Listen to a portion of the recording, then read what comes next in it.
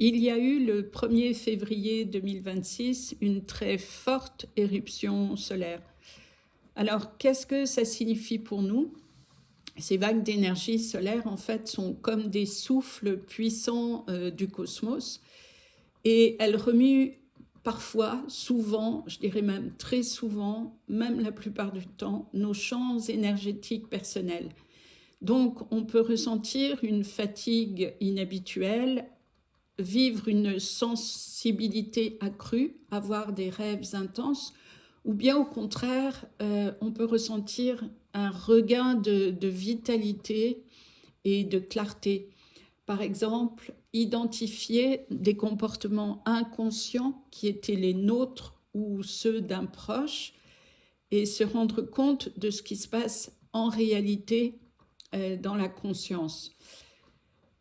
Une éruption solaire, c'est vraiment une invitation à rester ancré et pour la vivre le mieux possible, il est nécessaire de s'hydrater abondamment, de respirer profondément parce que lorsque vous respirez, vous absorbez du prana, donc une information divine, et ensuite accueillir ce qui monte sans résistance dans votre corps, c'est-à-dire c'est inutile d'avoir peur, le processus qui doit être vécu se vit et on ne peut pas mettre des barrières, ça ne marche pas, on n'a pas cette faculté-là. Par contre, si on se comporte de cette façon-là, on va ressentir beaucoup de stress et le vivre très difficilement.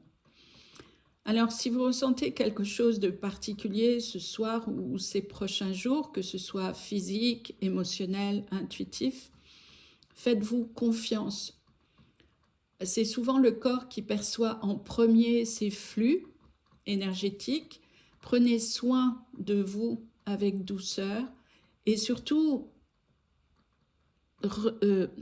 soyez conscient qu'il est inutile d'avoir peur, de ressentir de l'angoisse, de l'anxiété. Déjà, ça ne change rien au processus intérieur de façon positive, mais en plus, ça accentue tout ce qui peut ou qui pourrait être désagréable à vivre.